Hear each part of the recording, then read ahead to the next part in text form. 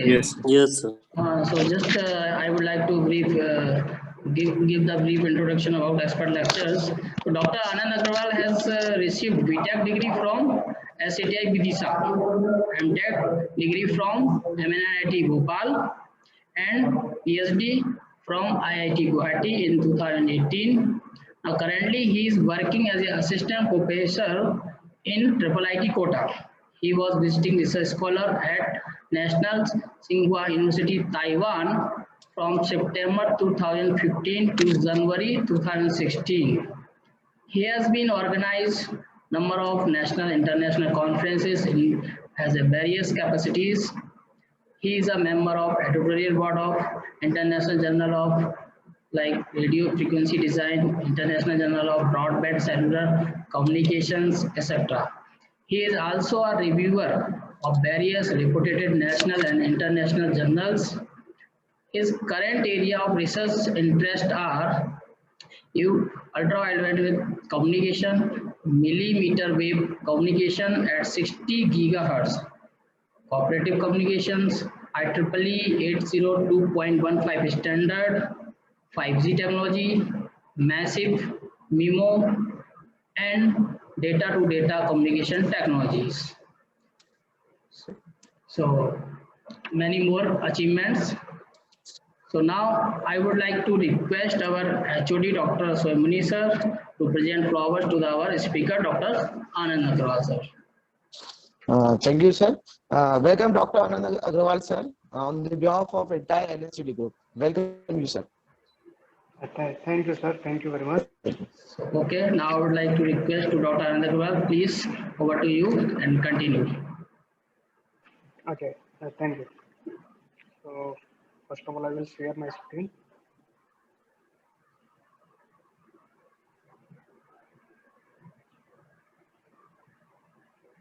Yes, okay. Now you can share, sir.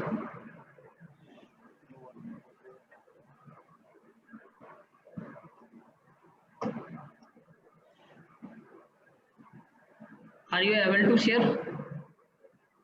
No, 1 minute, sir. Okay. I think there is some problem with the sharing. 1 minute. Not able to share. Yeah, now it is able. Okay. Yeah, visible, sir. Okay, great. And okay, it's correct.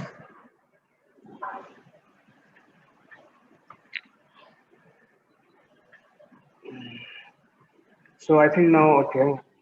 Okay, sir. Yes, correct. So It's firstly, a slide mode, no? yeah. That's okay. Okay. Now, thank you very much, Dr. Anu Pratap Singh Dore, for inviting me to deliver this keynote lecture to the LNCT group. And I'm very much happy to share my research expertise with you all. And I wish the next 1.5 hours will be more interactive and more informative to all, to me as well as to you also. I will try to learn something new from your side and also try to give my expertise amount to you. So today taught on the next generation wireless technology. We have talked about various generations, the first generation, second generation, third generation, and presently we are experiencing the 4G, the fourth generation of wireless technology. And we are expecting in the fifth generation of the wireless technology in the near future, and so on. And especially in this next generation, we will talk about the millimeter wave communication. Why? That I will tell you in the later class slides. So here I am going to start my presentation.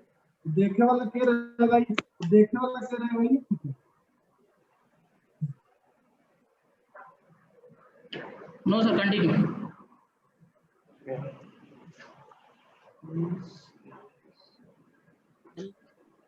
I think something.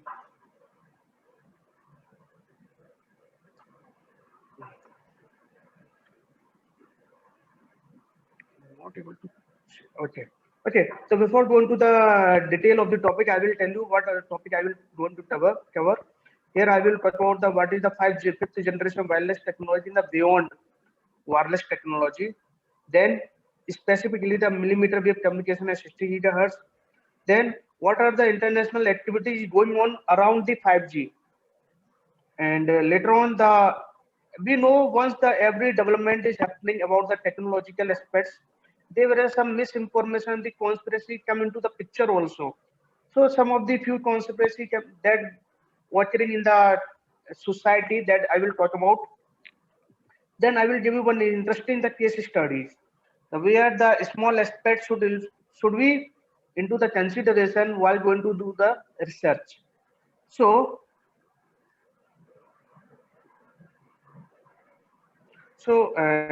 here we are talking about wireless generation and what is 5G, why 5G, what will be the frequency spectrum of the fifth generation or and all those.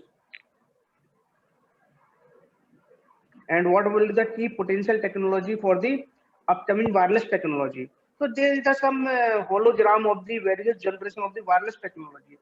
We know the first generation of the wireless technology came into the picture in the year of 1980. That was the first analog device. And in this device, in this generation, we will only able to communicate the voice. The most of the students who are attending this lecture, maybe they did not give the word in the year of 1980. So in the 1980, this was the first generation of the wireless technology coming to the picture. But the problem is this is only the audio communication. There is no data communication or the messaging. So to overcome this picture, this scenario, in the year of 1990, the second generation of the wireless technology came to the picture. In this technology, in this generation, we were able to transfer or transmit the message service also.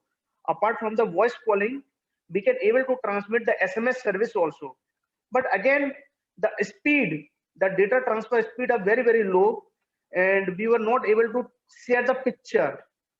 And the quality and the security features are very lacking. So to address those scenarios, in the year of 2000, the third generation of the wireless technology came into the picture. In this technology, people were able to transmit the voice, the SMS, as well as the picture, the multimedia sharing, the also possible in the third generation of the wireless technology. But again, the speed, the rate of which the new application is growing and the demand is growing, this third generation technology does not support the demand. So in the year of 2010, the fourth generation come into the picture, and the span of third generation of the wireless is very, very small, because the evaluation of the fourth generation and the ending of the second generation, the gap between these two generations are very, very small. So because of that, we are not experiencing too much the third generation of the wireless technology. Presently, we all are talking about the 4G. Here, the communication we are setting up is the fourth generation of the wireless technology. In this generation of the technology, people are able to transmit the board, video, audio, live streaming, and the video chat. All those things we are experiencing here are done by the fourth generation. And the expectation and the rate of growing the data is much bigger. So we need a something new technology which can fulfill our demand and the expression. So the people are the researcher is working over it, and they have proposed the fifth generation. Some of the countries have already adopted the fifth of the generation 5G, and India is still waiting for the 5G. Initially, in the year of 2018, India was planning to adopt the 5th generation in the year of 2020. But because of some limitations, and in the end of 2021 or beginning of 2022, India may be experienced the 5th generation of the wireless technology. So these are the some various discussion. These are the some basic comparison from first generation to the present scenario and the future. So These are the holograms. You can understand why we need. Because presently we were here in the audio call. In the second generation, we were able to transmit the audio as well as the SMS service. Then in the 3G and 4G, 3G and 4G, we will try to accommodate some multimedia services, some Android services, all those things. But our future, this will be our future, where everything will be the smart city, smart home, smart offices, IoT based, most of the electronic devices, household components, the bandwidth hungry application are growing, the demand, everything. So we were expecting this, and we were expecting that 5 generation will address this inspiration. So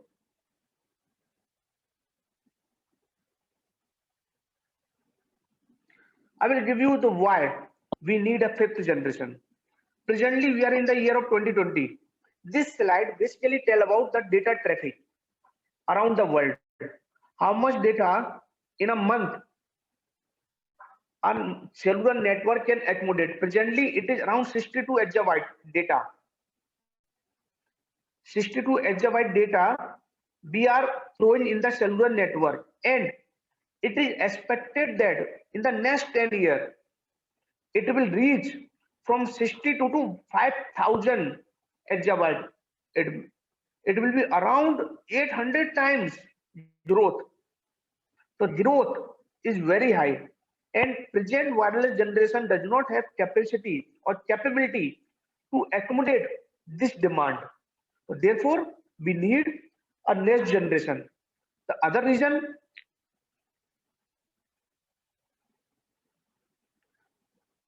other reason is this: the traffic volume generated by per user.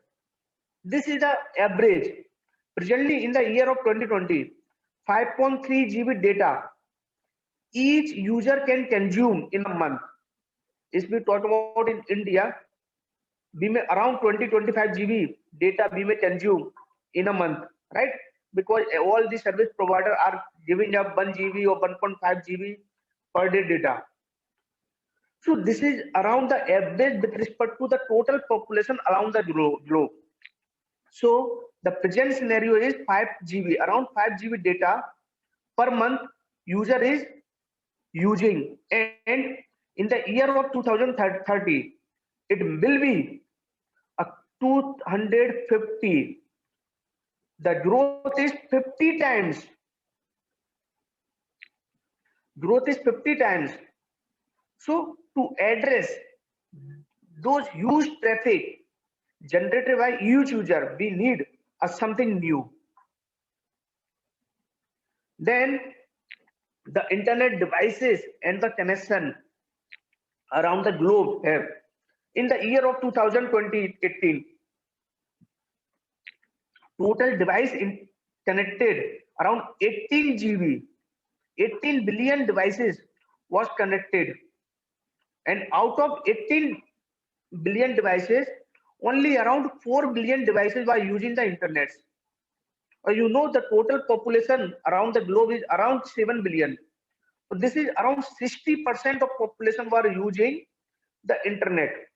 And in the year of 2023, it is expected the next 1.2 billion new devices will use the internet, and roughly 10 billion, more than a globe population, new devices will add on our present was state in the, with respect to the 2018. So definitely a growth is very, very high.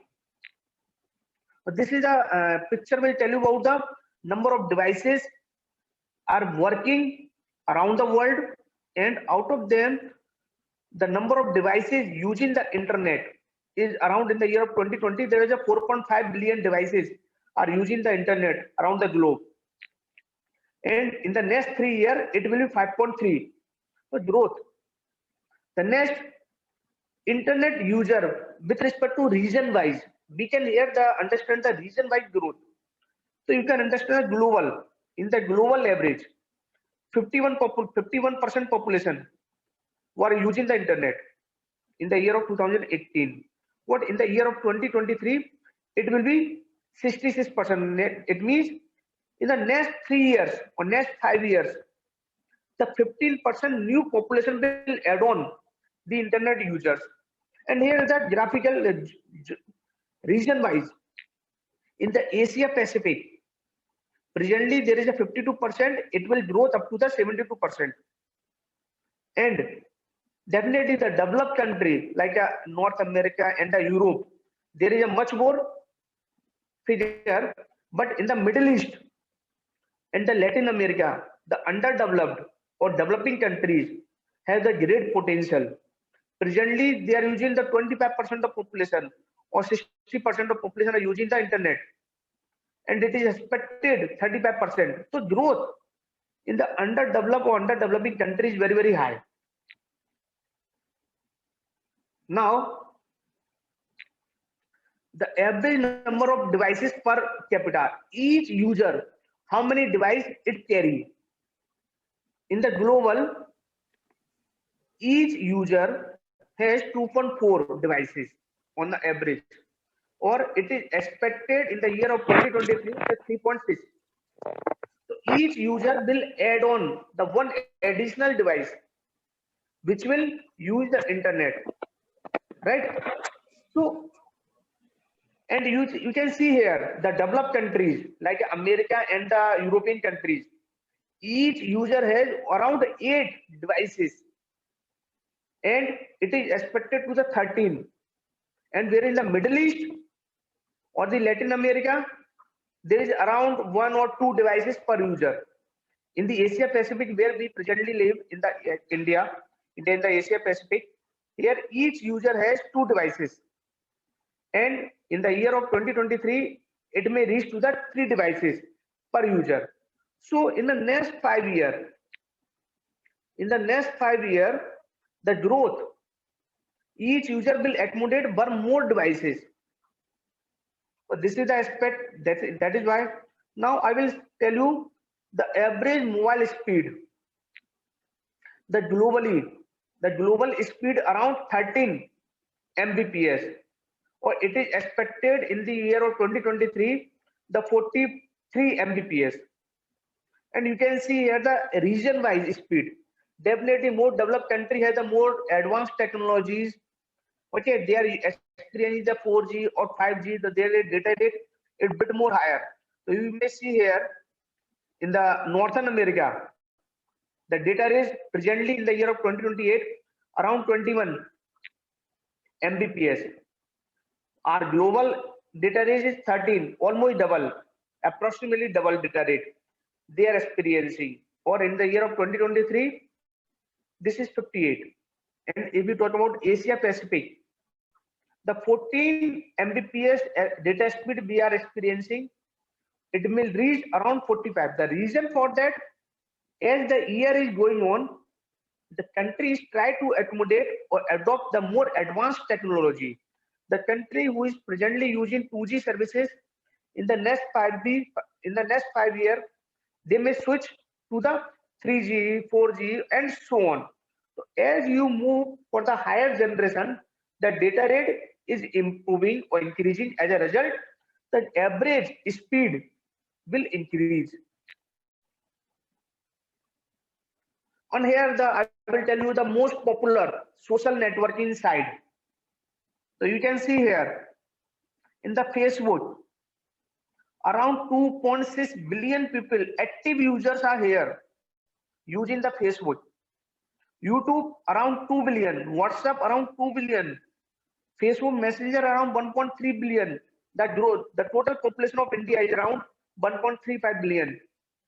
So this is, you can see the role of social media. How many users, how many population are using the social media, and the importance of the social media is growing.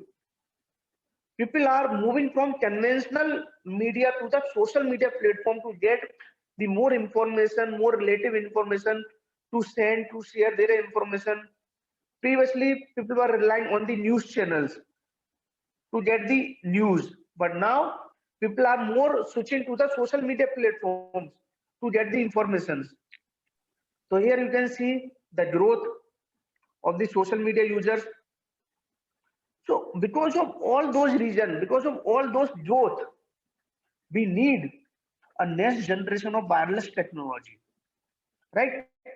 Because the present wireless technology we are using is it does not have capacity to accommodate those demand, those growth, and those expectation and inspiration. So therefore, people are moving to the next generation of the wireless technology. And definitely in each wireless technology have some frequency spectrums.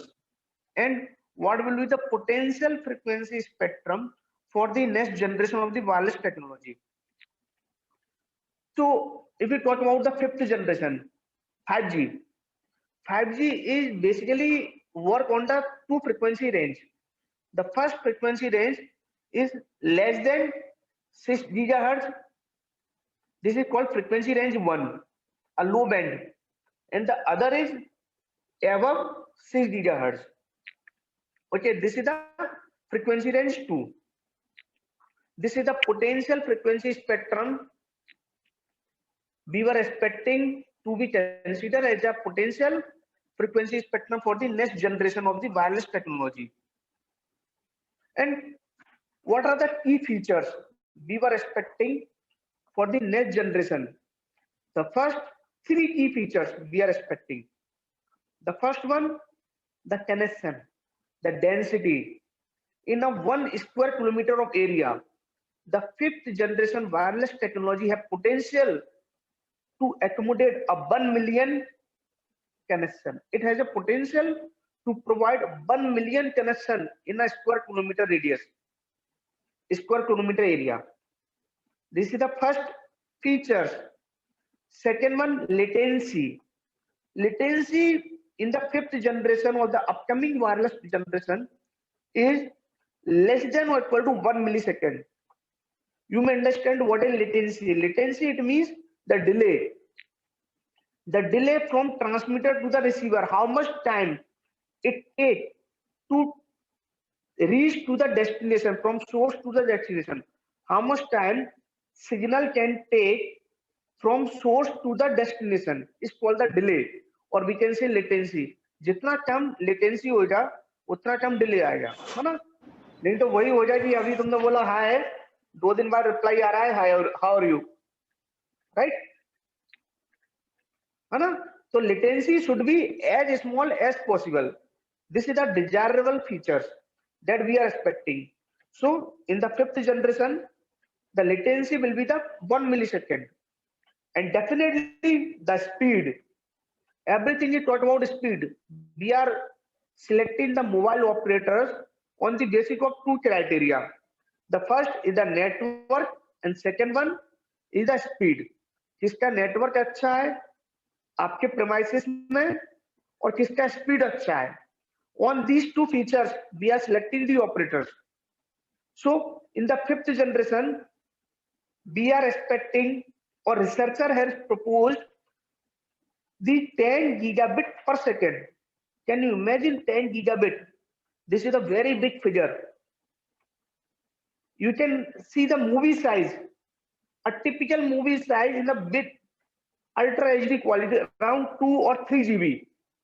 The movie size. And we can download or upload that movie in less than a second, or we can say 1/3 of second. So you can understand the importance of this speed. This fifth generation will definitely change the paradigm and the working environment, working culture around the globe. The pandemic has proved the importance of the technology. Now everyone at their home, still all the activities related to the offices, academic or the ministerial level, every talk are going smoothly, or even we can say more efficient manner.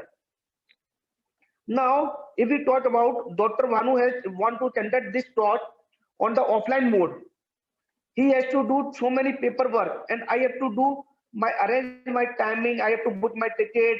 I have to reach to the Bhopal, then accommodation, all those things. But now, this is the one and a half hour talk. I can arrange in any time. The same thing apply to you also.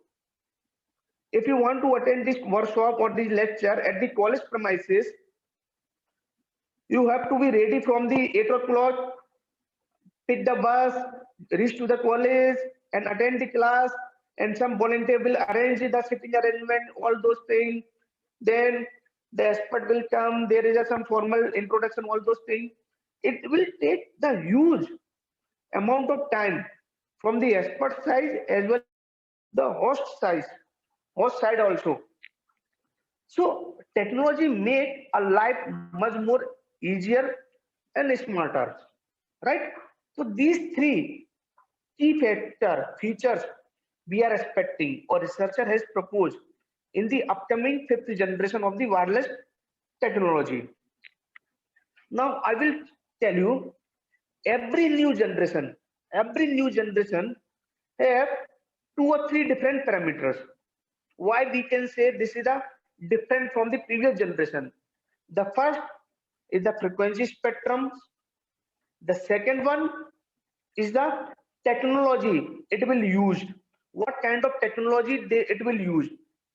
So spectrum, I've already tell you what kind of the frequency spectrum it will use. And now I will tell you what are the potential technologies that may be considered in the fifth generation. The first potential technology is the massive MIMO. I will tell you what is massive MIMO, all those things. The second potential technology is the antenna beamforming. Third, millimeter wave communication. Fourth, the sub-millimeter wave communication. Ultra wideband technology, blockchain enabled resource management, and quantum computing. These 7 technologies are considered to be the potential technologies in the upcoming generation, or these technologies are the hottest research topic in the area of wireless communication. Researchers are presently working over all those key features, key technologies to make our upcoming technology more resilient, more advanced, more user friendly. So I will briefly discuss 1 or 2 technologies, then I will tell you more detail about the millimeter wave. So before I will tell you what is massive MIMO, I will tell you what is SIMO, and what are the drawbacks for the SIMO. In the SIMO imply for the single input, single output. At the transmitter, we have a one antenna that is called single input. At the receiver, we have a single antenna that is called receiver or single output. But this is called single input, single output. This scenario were using up to the 3rd generation of the mobile technology, the SIMO network. It means there is a one link between transmitter and receiver.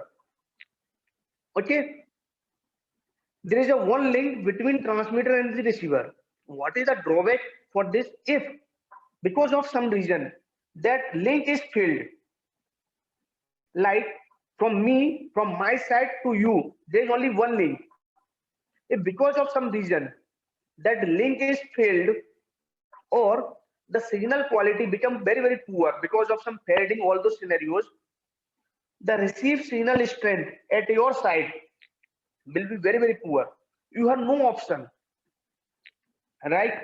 Or we can say in the year of 1990, जब news के लिए DD national पे rely करना पड़ता था. So evening में 8 o'clock पे DD national पे न्यूज आता था. That is only source to get the news. If because of some reason light चला गया या एंटीना वर्क नहीं कर रहा है, तो you missed that news. There is no other way to get the recover the news. This is only one way. But what is happening now? There is a various way to get the same information from social media, from the DD National, from the private news channels, from your mobile, from your group. If because of any reason, any one of that link is failed, है ना? यदि light चला गया, cable connection नहीं है, okay fine, you may get that information from the social media. So that scenario is called the multiple input. But here, this is a single input, single output. This is the major limitation. If because of any reason this link is failed, the receiver has no option to get the data. Right? So this link is vulnerable for the multipath effect and severe degradation of the signal quality. Okay, this is the limitation of the SISO network. So to overcome this scenario, researcher has posed a MIMO. In the MIMO, there is a multiple antenna at the transmitter and the multiple antenna at the receiver. This type of configuration is presently using in the 4th generation of the wireless technology. Our 4G network is using this MIMO. आपने देखा होगा, आपको operating system यदि आप खोल के देखोगे तो MIMO करके उसमें कुछ लिखा आता है. यदि system specification, if you go to that system specification of a mobile unit, you will see there is a MIMO. So what are the advantage of the MIMO? There is a various advantage. You may achieve, primarily you can achieve two kind of advantage. The first one is the diversity gain and second one is the rate gain. This is the two kind of advantage you may achieve from the MIMO network. Diversity gain means, if suppose presently you have one antenna at the receiver.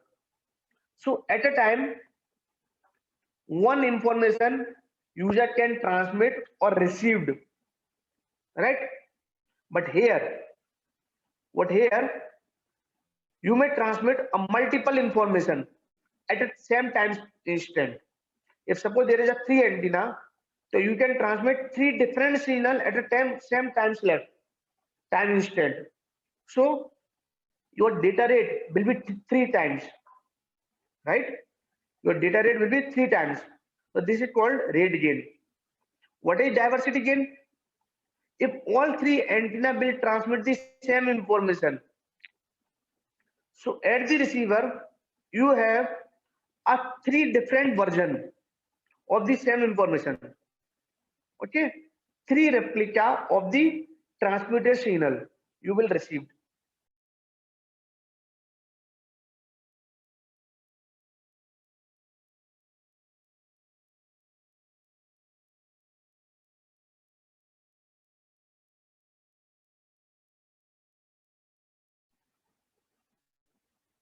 जिसका quality ज्यादा अच्छा रहेगा उसको receiver can pick, right? तो this is called diversity.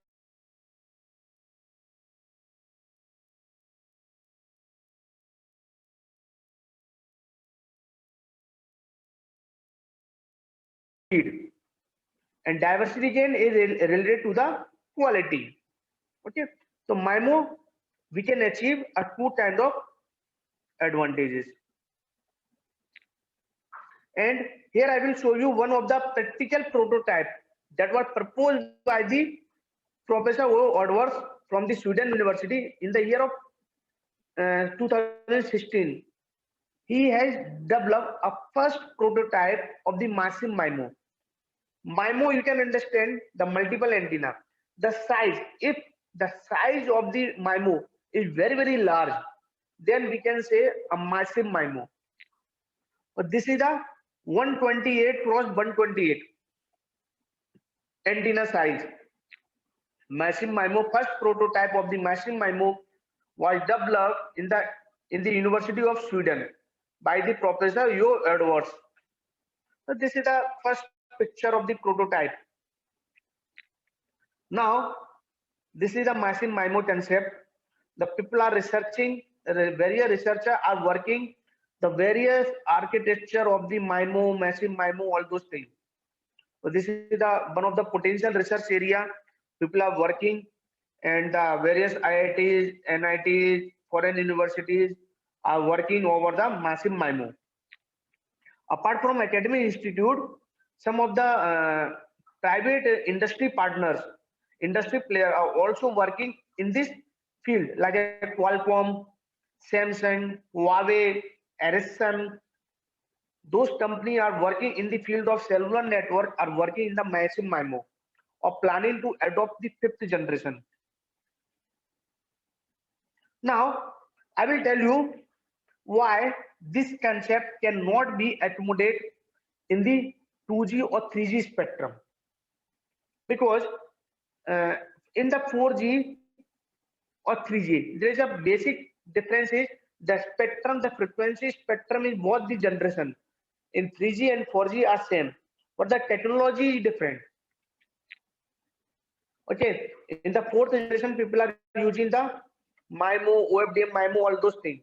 Okay, so why we cannot accommodate a MIMO concept in 2G? The reason, there must be a distance minimum between the two consecutive antenna. There should be the distance, और that distance should be the lambda by 2. दो antenna बीच में distance lambda by 2 होना चाहिए. यदि उससे कम हो जाए, if that distance is lesser than lambda by 2, so these two antenna will interfere to each other. So instead of getting the advantages, the everything is lost out. So the distance is a crucial factor to accommodate the multiple antenna.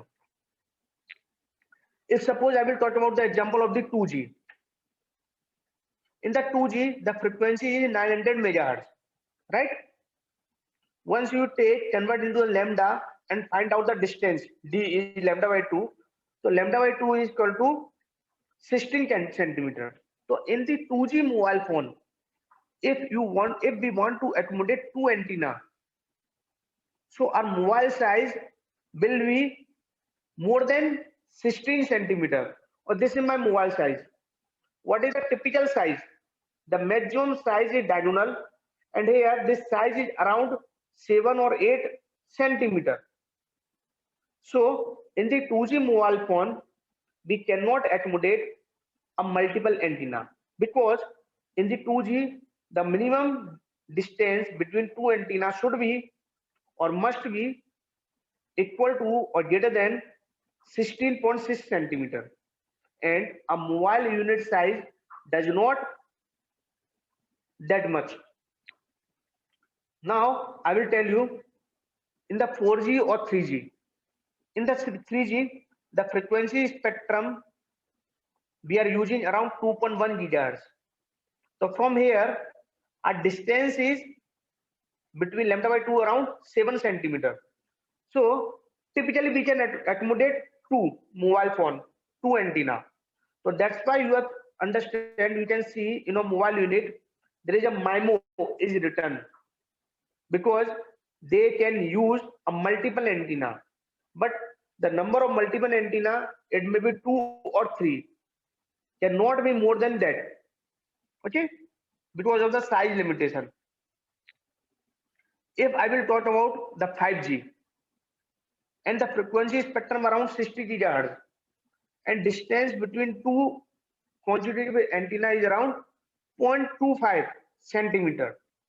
So with the given mobile unit, if suppose this mobile unit is working over the 5G, so at every 2.5, every 0.25 centimeter, we can accommodate one antenna.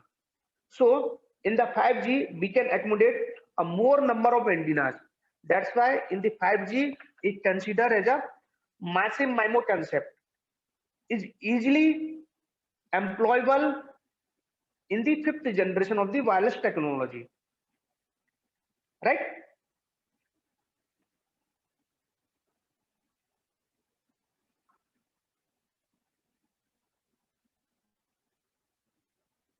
Are you able to see my screen, all of you? Yes, sir. Okay, Visible. great. Okay, great. So now the second potential technology for the next generation of the wireless technology is the antenna beamforming. Okay, what is antenna beamforming? If suppose in this mobile phone I will accommodate a 10 antennas, okay, and all the antennas must be directional. If they are omnidirectional, Omnidirectional, you can understand that the antenna is considered to be omnidirectional if it can transmit the signal around the 360 degree. Okay. What will happen if you are accommodating a more number of antennas? So the antenna beam width must be very, very narrow. If it will be wider, then two antenna beam forming will interfere to each other.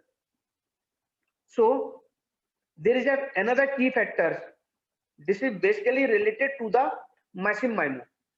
If there is a one antenna, there is no problem related to the beam forming, the beam width.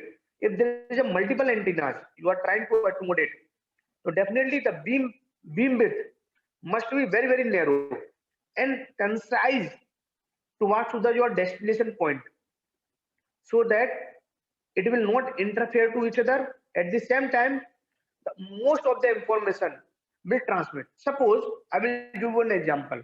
In a classroom, there is a one Wi-Fi. Okay, or in that classroom, only two students were sitting. Right? This is the first picture I will tell you. The conventional example. In the classroom, the one Wi-Fi is connected or given, and that router will transmit the signal throughout the class, is covering the whole class. But in this class, there is only two students. So what will happen? The rest of the places where your router is transmitting the signal is wastage, because there is no users, right?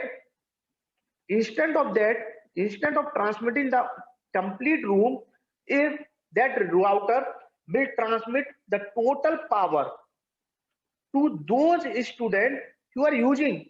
If suppose there is a two students, it will transmit a total power to these two students. What will happen? The quality and the speed those two students will receive will be much more higher quality, definitely. So this is the second picture. We can see. So this concept is called the beam forming. Beam forming means to directionalize, to control the beam of the antenna, like a steering of the car. जिस तरफ मोड़ना है उस तरफ मोड़ दिया, जिस तरफ नहीं मोड़ना उस तरफ नहीं मोड़ा. The steering. The same thing we do here. We steer the beam of the antenna. The steering the beam of the antenna is called the beam forming. The antenna beam forming.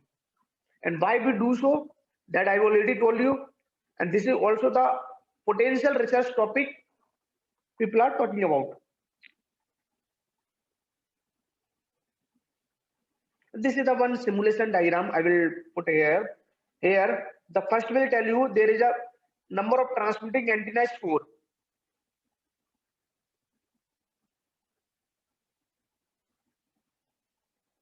And second one is for the number of transmitting antenna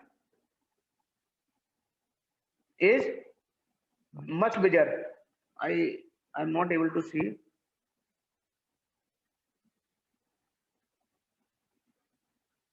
Around 20.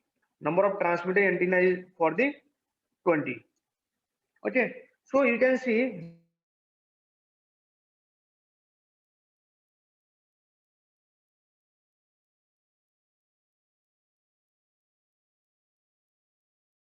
तो beam width भी यदि थोड़ा सा ज्यादा रहेगा तो it will not interfere. But instead of employing the 4 antenna, I am trying to employ a 20 antenna. But definitely the distance between two consecutive antenna is much more lesser. So we have a limited space, and we need a beam width much more narrower, much narrower. Okay, this is the simulation diagram of the antenna beam forming. Now I will come to the millimeter wave technology. The rest of this technology I will go to the detail, and the rest of the technology I will not go through the quantum computing, blockchain enabled resource management, all those things. The millimeter wave. Why millimeter wave? Because this frequency spectrum, this name comes as per the frequency spectrum, because in this communication technology, people have proposed a 30 gigahertz to 300 gigahertz frequency spectrum. This frequency spectrum comes under the millimeter wave. That's why we call it as a millimeter wave communication. This millimeter wave communication has potential to provide a multi-gigabit wireless connectivity in the indoor environment. This is the millimeter wave spectrum, 30 gigahertz to 300 gigahertz. Okay, and we are talking about this frequency spectrum, 57 to 60 gigahertz. The average around 60 gigahertz. That's why we talk about a 60 gigahertz communication. Okay. Different countries, this spectrum, the range of this 57 to 66 gigahertz, around 60 gigahertz. This range of frequency spectrum is slightly changed with respect to the geographical region. Like Southern America is considered 59 to 64 gigahertz. South Korea 57 to 60 gigahertz. China 59 to 64 gigahertz. But roughly the bandwidth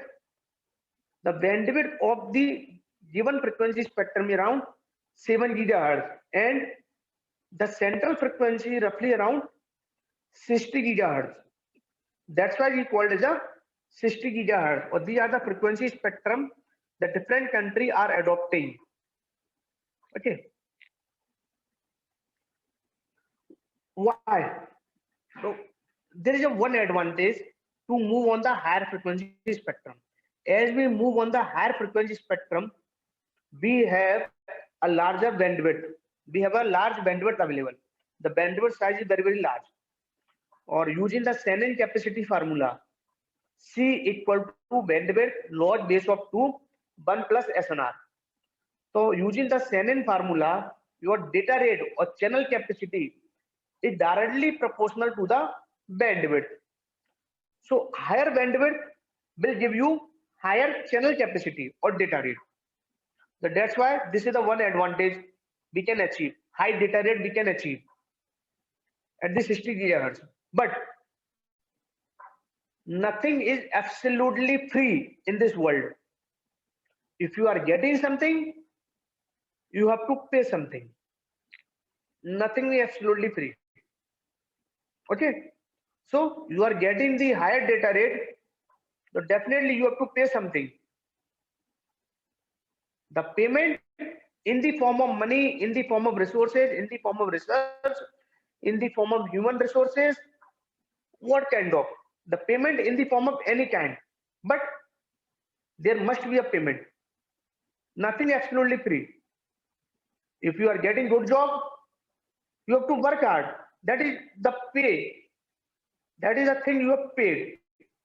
So at 60 gigahertz, there is a conventional difference.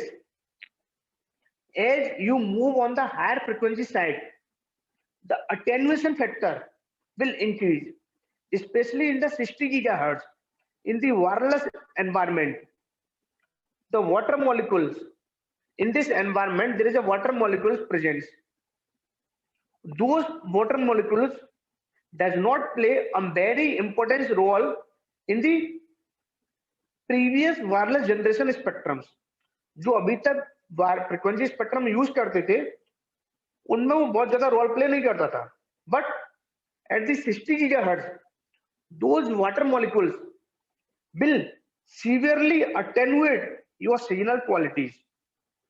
Water molecules, oxygen molecules that present in the environment, it severely impact your signal strength. That I will show you from this graph. Around 60 gigahertz. This is the attenuation factor. The attenuation factor is around 20 dB per kilometer. For each kilometer, the signal strength down was the 20 dB. But in the previous frequency spectrums, are lesser than 60 gigahertz. this attenuation factor does not is that much high. Okay, so at this frequency spectrum, the signal attenuation factor is very high. So we need a more sophisticated, more advanced technology to cater or to address these challenges. This is one of the biggest challenge that will stop the 60 gigahertz is considered to be the potential technology in the upcoming generation. This is the major reason. Like I will tell you the path loss scenario. Path loss basically depend on the distance and the frequency. This formula you are very well known. In the wireless communication you have thought about. So D equal to suppose 10 meter की बात करें, F equal to 60 gigahertz, so path loss is around 88 dB. You can understand. If suppose your transmitter is here and receiver is 10 meter away from the transmitter, and transmitter is transmitting 60 gigahertz signal. So at the receiver, the 88 dB is lost. If suppose you are transmitting 100 dB signal at the 10 meter, you will have only 12 dB. The 88 dB signal strength has been lost. So because of that, this 60 gigahertz cannot be considered for the outdoor environment. This is considered to be the indoor environment. The second one, the material, the various kind of material we will use in the indoor, like a ball pen, glass, whiteboard, all those things. The material will also play a crucial role. It will also attenuate the signal strength. You may see here the losses at 2.5 gigahertz and losses at 60 gigahertz. Suppose the object size dry well is around 2 centimeter, 1 centimeter, the losses around 2 dB per centimeter, or in the 60 gigahertz 2.4. If there is a whiteboard present, so up to the 2.5 gigahertz signal, this is very negligible. But here around 5 dB per centimeter. Okay, if that size is 2 centimeter, the losses become 10 dB. This is a very big figure. Okay, so because of that, this environment is considered to the indoor environment, and before making this environment into the practical scenario, we have to study those environment into the analytically. So in the wireless environment, in the wireless communication, there is a working group. It's called IEEE. IEEE is the international organization which basically deal about all the electronics and communication related standards. So this IEEE has formed a group that will take care of the 60 gigahertz frequency spectrums, and they have proposed a 3 standards: IEEE 802.15.3c, IEEE 802.11ad, and wireless HD. These are the spectrum or standards are considered to be the channel standards for the 60 gigahertz. See here, this is the IEEE organization 802. 802 basically talk about the wireless, and they have categorized the total wireless communication into 4 categories: wireless personal area network, wireless local area network, metropolitan, and broadband. Depending upon the distance, they have categorized. In the wireless personal area network, this is basically for the indoor or up to the 10 meter distance, and this 60 gigahertz comes under this category. Okay, and this is called 15. This is called 15. IEEE 802. This and this WPAN is called 15 standards. Okay. Now, so 15 standard have proposed various standards, and here this is the standard I will talk about. 802.15.3c. This is the graphical representation of the propagation environment. Okay, this is the spectrum look like. This is the mathematical representations, and simulation wise I did this, where each color will reflect the cluster, or each vertical range will talk about the range. This black line is called about the LOS component, and remaining line is called about the non-LOS. See here. Okay, this is the clusters. This is within a cluster there is a range. Okay, or this is the LOS component, the pink line. The same thing we did in the simulation. Or this is without LOS. Okay, this is the scenario. This is the graphical. This is the model I've studied, and I don't have that much time to carry out. So I will go to some other aspect. I will tell you what are the international activities going on around in the horizon of the 5G implementation. April 2019, the global mobile manufacturer, have identified 224 operators in the 88 countries for the 5G technology. April 2019, the South Korea became the first country to adopt the 5G. After 2 or 3 months, become the first South Asian country. AT&T Lab bring the customer services and businesses, allow this customer services and the businesses in the USA 2019. And this is the year of May 2020.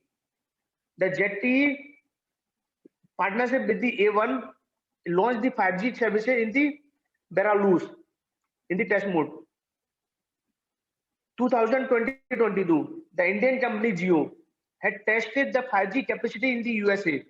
What they didn't do in the India, the reason the India has not yet defined the frequency spectrum India will work, or India will allow for the 5G spectrum, 5G technology. So the country where the services already started, the spectrum already decided. So in that frequency range, the Jio had tested their capacity.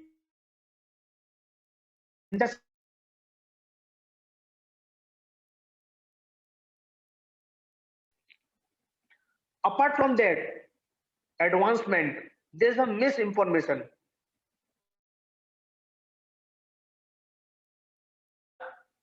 Come from the year of 2019 by the William Boards. This is a journalist from the New York Times. They have reported there is a severe harmful effect on human health because of the 5G. Year of 2019,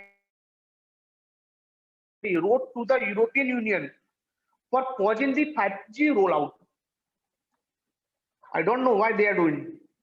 In the year of 2019, the city of Belarus in the Belgium blocked 5G trials because of the radiation rules. The member of parliament in the Netherlands also calling the government to closure the 5G trials. The several leaders in the US Congress has expressed their concern to the FCC. FCC is the Federal Communication Commission. This is the worldwide commission which will talk about or decide all the standards related to the wireless technologies. And there is another conspiracy. The people have come out.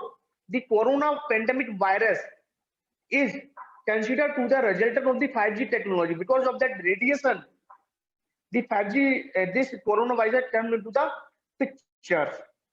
But none of this claim has been materialized in various platforms. That's why I called all those information is the misinformation and the conspiracy. Now, after that, I will tell you one interesting calculation why, as a researcher, why I should not include or exclude any small thing into consideration. I will tell you one simple example. Suppose you are going to purchase a smartphone in the market. What are the expectations you have to purchase them? First expectation, the processor and the memory should be good. The camera quality अच्छा होना चाहिए. The network connectivity, all जितने भी wireless standards हैं सबको connect करना चाहिए. And battery size should be good. Okay. Now I will this analysis is related to the battery rating. Suppose I consider the example of my mobile phone. In my mobile phone, the battery size rating is 3000 milliampere hour and 4 volt. Right? What does it mean? How much power it consumes once I'm going to charge my battery? Around 12 watt per hour. Simply multiply, nothing else. And how many smartphone users India has? 400 million, 40 crore people are using smartphones. If they all charge their mobile phone once in a day, then how much power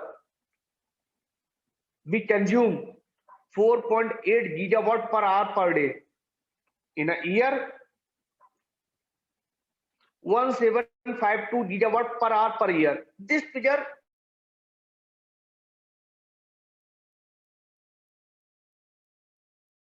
unit, right? So let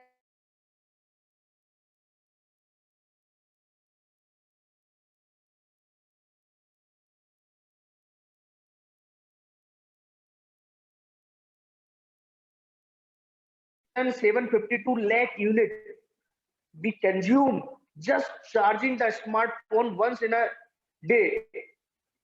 If suppose in terms of money, if 5 rupees per unit charge, how much money we spend? That is 87 crore rupees we spend just charging the smartphone. Forget about laptop, desktop, hard disk, all those things. Just a smartphone. So this is the money aspect. Now I will tell you the environmental aspect. For 1 unit, for generation, 1 unit generation, it emits a 0.85 kilogram of CO2. Does not matter what kind of methodology you will use. If you will use coal, this will be more higher. If you use cooler, it will be lesser. But I will talk about the average. The global standards for generation of one unit of electricity, it generates 0.85 gram of CO2. For this much of amount of electricity, 1.4 lakh metric ton CO2 we generate in the environment. So my point, this battery calculation itself very, very small. But once we go to the large aspect, this figure becomes very, very huge. So as a researcher, we don't want to exclude, or we have to include a very small aspects into the consideration before come to the conclusion. Maybe from the present scenario, that particular figure does not affect very much, but it does not mean in the future it will also not impact. It will be. So it's a duty or the good analysis for the future generation to consider small aspects. And I will show you a few pictures that will tell you about the impact of human health of the environment. This picture from the 2015 from the China, Beijing. They have cleared the level 3 of emergency. This picture from the New Delhi, 2016, where the Delhi government Delhi government allow or restrict the masking in the school education, school kids before the pandemic. Because of this environmental crisis, every year in the winter season, the Delhi NCR always face the environmental crisis. If we will not awake, this will be the future. We have to come with our pot flower to get the fresh oxygen. This is the first prototype proposed by the South Korean UG students. Okay, this is a project prepared by the UG students in South Korea.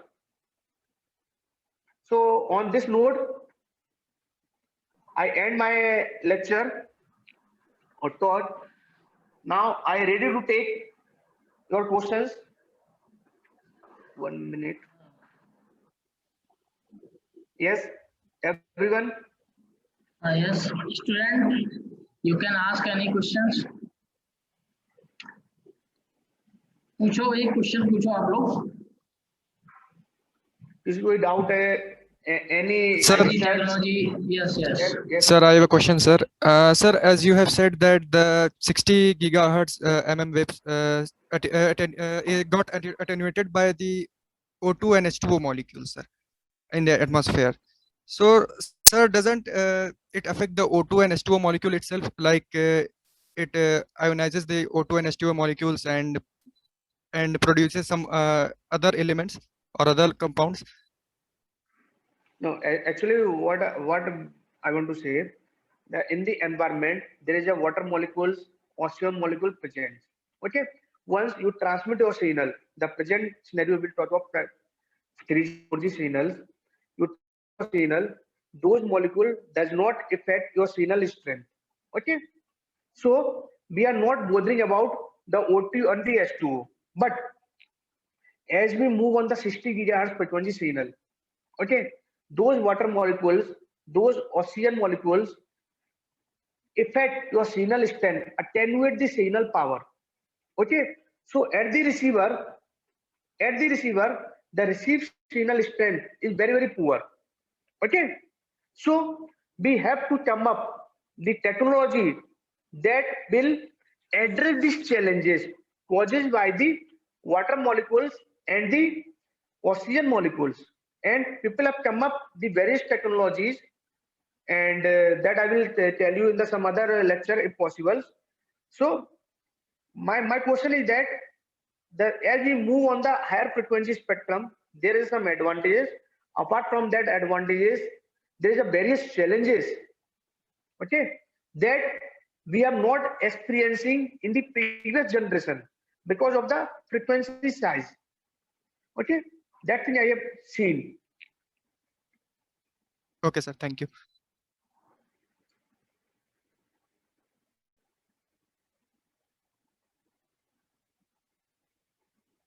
Yes, anyone else? और किसी को पूछना है बेटा?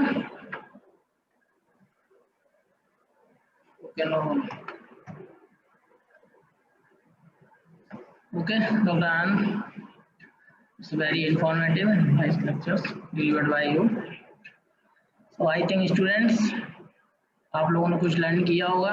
And Dr. Anand, give the mobile number and email ID, and further students can. Before that, I want to say one information about the conferences, and that conferences I will tell you. Yes, sure. 1 minute, I am going to say one thing.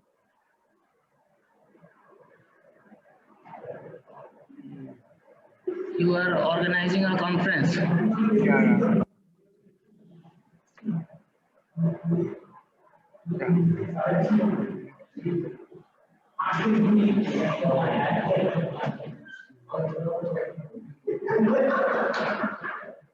Yes. So, dear student, in the month of December, we are going to organize this international conference. This is the 6th international conference. Apart from this information for the student as well as the faculties and the research scholars, we are going to submit their manuscript in this conference.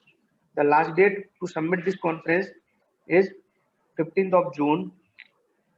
And here we are expecting, we are taking the various domain of the research profile or research domain that you may see from the call for paper, and you may see there is a various domain we are going to accept the papers, and I hope you will submit more and more research paper in this conference. And this is the 6th international conference. The 5th version already been done from the various institutes around the country, and this is the 6th version we are going to conduct in the tripartite quota. As of now, we are planning in the offline mode, but depending upon the situation, it will be online and offline or hybrid. That I will tell you in the later class, or we will update you in the website what will be the mode of the conference. As of now, we are planning in the offline mode. So this is a good opportunity. I invite you all, the research student, faculty members, UG student, to submit their manuscript and develop or grow your career in different dimension. Okay, you are doing your BTech project, do some more extra hard work and try to prepare the manuscript with your supervisor sessions and try to submit it here. And all the research scholar, faculty members, you all are invited to the part of this conference. Yeah. Thank you, Sure, sir. we will try to submit, and definitely some students are doing hard work and also busy preparing the project works. So we hope student will submit the work in your conference. Okay, students, thank you very much. Thank you for patience. If anyone want to pursue their major project or some research oriented guideline or something else related to their academic, their internship, all those things, they may contact me directly for any time. They may free to contact me for research activity or for the internship, all those things. My contact detail already available in the website, and you may also take the contact details from the Dr. Bhanu Pratap Singh. Thank you. Okay, sir. Thank you very much. Thank you. Okay, students.